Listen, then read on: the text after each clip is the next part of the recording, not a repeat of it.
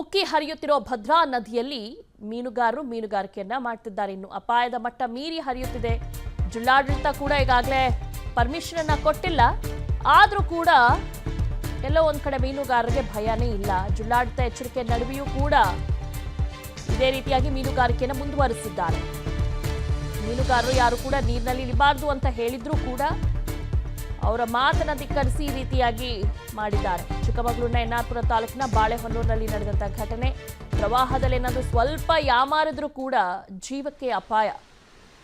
ಯಾಕೆ ಎಚ್ಚರಿಕೆ ಕೊಡ್ತಾರೆ? ಜಿಲ್ಲಾಡಳಿತ ಆಗಿರ್ಬೋದು, ಪೊಲೀಸರು ಆಗಿರ್ಬೋದು, ಹೋಗಬೇಡಿ ಅಂತ ಯಾಕೆ ಹೇಳ್ತಾರೆ? ಅದು ನಿಮ್ಮ ಜೀವಕ್ಕೆ ಸಮಸ್ಯೆ ಆಗುತ್ತೆ ಅನ್ನೋ ನಿಟ್ಟಿನಲ್ಲಿ ಅವರು ನಿಮಗೆ ಎಚ್ಚರಿಕೆಯನ್ನ ಕೊಡ್ತಾರೆ. ಆದರೂ ಕೂಡ ಯಾರು ಅವ್ರ ಬಗ್ಗೆ ತಲೆನೇ ಕೆಡಿಸ್ಕೊಳ್ಳಲ್ಲ ಅಂದರೆ ಯಾರು ತಾನೇ ಏನು ಮಾಡೋಕ್ಕಾಗುತ್ತೆ? ಜಿಲ್ಲಾಡಳಿತ ಕೂಡ ಎಚ್ಚರಿಕೆಯನ್ನು ಕೊಟ್ಟಿದೆ. ಈಗಾಗಲೇ ಎಚ್ಚರಿಕೆ ನಡುವೆಯೂ ಕೂಡ ಮೀನುಗಾರರು ಮೀನುಗಾರಿಕೆ ಮಾಡ್ತಿದ್ದಾರೆ.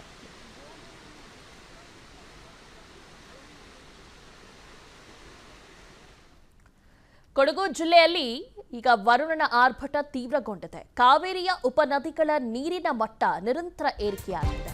ಅಪಾಯದ ಮಟ್ಟ ಮೀರಿ ಹರಿಯುತ್ತಿರುವ ಕಾವೇರಿ ನದಿ ವರುಣ ಆರ್ಭಟಕ್ಕೆ ಕೊಡಗಿನ ಜನರಲ್ಲಿ ಇದೀಗ ಆತಂಕ ಮನೆ ಮಾಡಿದೆ. ಮಳೆ ಹೆಚ್ಚಾಗ್ತಾ ಇದೆ ಕೊಡಗಿನಲ್ಲಿ.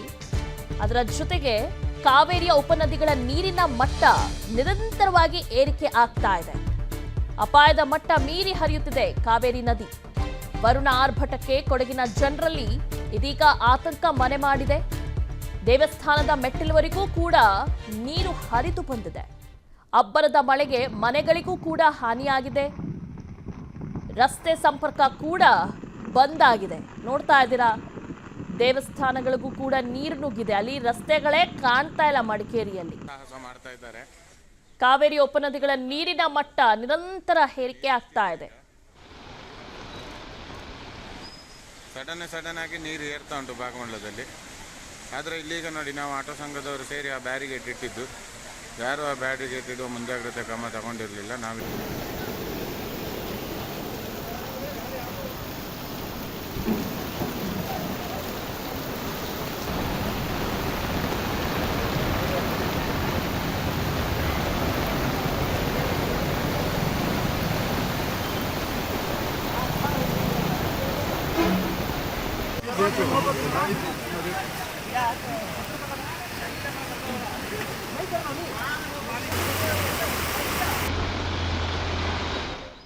ಉಕ್ಕಿ ಹರಿಯುತ್ತಿರೋ ಭದ್ರಾ ನದಿಯಲ್ಲಿ ಮೀನುಗಾರರು ಮೀನುಗಾರಿಕೆಯನ್ನ ಮಾಡ್ತಿದ್ದಾರೆ. ಇನ್ನು ಅಪಾಯದ ಮಟ್ಟ ಮೀರಿ ಹರಿಯುತ್ತಿದೆ.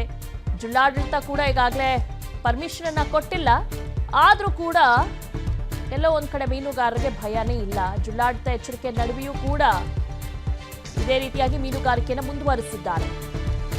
ಮೀನುಗಾರರು ಯಾರು ಕೂಡ ನೀರಿನಲ್ಲಿ ಇಳಿಬಾರ್ದು ಅಂತ ಹೇಳಿದ್ರು ಕೂಡ ಅವರ ಮಾತನ್ನ ಧಿಕ್ಕರಿಸಿ ಈ ರೀತಿಯಾಗಿ ಮಾಡಿದ್ದಾರೆ. ಚಿಕ್ಕಮಗಳೂರಿನ ಎನ್ನಾರ್ಪುರ ತಾಲೂಕಿನ ಬಾಳೆಹೊನ್ನೂರಿನಲ್ಲಿ ನಡೆದಂತಹ ಘಟನೆ. ಪ್ರವಾಹದಲ್ಲಿ ಏನಾದರೂ ಸ್ವಲ್ಪ ಯಾಮಾರಿದ್ರೂ ಕೂಡ ಜೀವಕ್ಕೆ ಅಪಾಯ. ಯಾಕೆ ಎಚ್ಚರಿಕೆ ಕೊಡ್ತಾರೆ? ಜಿಲ್ಲಾಡಳಿತ ಆಗಿರ್ಬೋದು, ಪೊಲೀಸರು ಆಗಿರ್ಬೋದು, ಹೋಗಬೇಡಿ ಅಂತ ಯಾಕೆ ಹೇಳ್ತಾರೆ? ಅದು ನಿಮ್ಮ ಜೀವಕ್ಕೆ ಸಮಸ್ಯೆ ಆಗುತ್ತೆ ಅನ್ನೋ ನಿಟ್ಟಿನಲ್ಲಿ ಅವರು ನಿಮಗೆ ಎಚ್ಚರಿಕೆಯನ್ನ ಕೊಡ್ತಾರೆ. ಆದರೂ ಕೂಡ ಯಾರು ಅವ್ರ ಬಗ್ಗೆ ತಲೆನೇ ಕೆಡಿಸ್ಕೊಳ್ಳಲ್ಲ ಅಂದರೆ ಯಾರು ತಾನೇ ಏನು ಮಾಡೋಕ್ಕಾಗುತ್ತೆ? ಜಿಲ್ಲಾಡಳಿತ ಕೂಡ ಎಚ್ಚರಿಕೆಯನ್ನು ಕೊಟ್ಟಿದೆ. ಈಗಾಗಲೇ ಎಚ್ಚರಿಕೆ ನಡುವೆಯೂ ಕೂಡ ಮೀನುಗಾರರು ಮೀನುಗಾರಿಕೆ ಮಾಡ್ತಿದ್ದಾರೆ.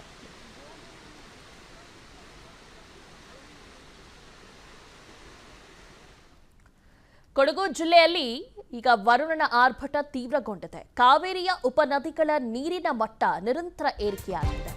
ಅಪಾಯದ ಮಟ್ಟ ಮೀರಿ ಹರಿಯುತ್ತಿರುವ ಕಾವೇರಿ ನದಿ ವರುಣ ಆರ್ಭಟಕ್ಕೆ ಕೊಡಗಿನ ಜನರಲ್ಲಿ ಇದೀಗ ಆತಂಕ ಮನೆ ಮಾಡಿದೆ. ಮಳೆ ಹೆಚ್ಚಾಗ್ತಾ ಇದೆ ಕೊಡಗಿನಲ್ಲಿ. ಅದರ ಜೊತೆಗೆ ಕಾವೇರಿಯ ಉಪನದಿಗಳ ನೀರಿನ ಮಟ್ಟ ನಿರಂತರವಾಗಿ ಏರಿಕೆ ಆಗ್ತಾ ಇದೆ. ಅಪಾಯದ ಮಟ್ಟ ಮೀರಿ ಹರಿಯುತ್ತಿದೆ ಕಾವೇರಿ ನದಿ. ವರುಣ ಆರ್ಭಟಕ್ಕೆ ಕೊಡಗಿನ ಜನರಲ್ಲಿ ಇದೀಗ ಆತಂಕ ಮನೆ ಮಾಡಿದೆ. ದೇವಸ್ಥಾನದ ಮೆಟ್ಟಿಲುವರೆಗೂ ಕೂಡ ನೀರು ಹರಿದು ಬಂದಿದೆ. ಅಬ್ಬರದ ಮಳೆಗೆ ಮನೆಗಳಿಗೂ ಕೂಡ ಹಾನಿಯಾಗಿದೆ. ರಸ್ತೆ ಸಂಪರ್ಕ ಕೂಡ ಬಂದ್ ಆಗಿದೆ.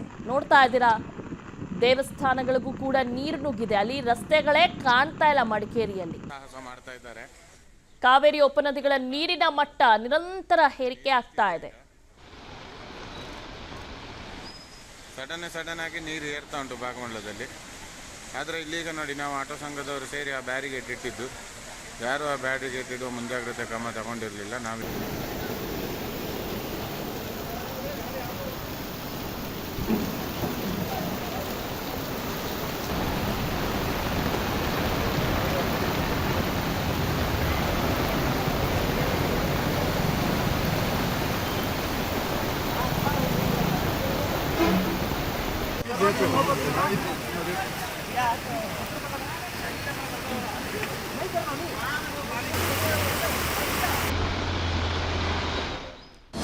ಅನುಕ್ಷಣದ ಸುದ್ದಿಗಳಿಗಾಗಿ ವಿಸ್ತಾರ ನ್ಯೂಸ್ ಯೂಟ್ಯೂಬ್ ಚಾನೆಲ್ ಸಬ್ಸ್ಕ್ರೈಬ್ ಮಾಡಿ.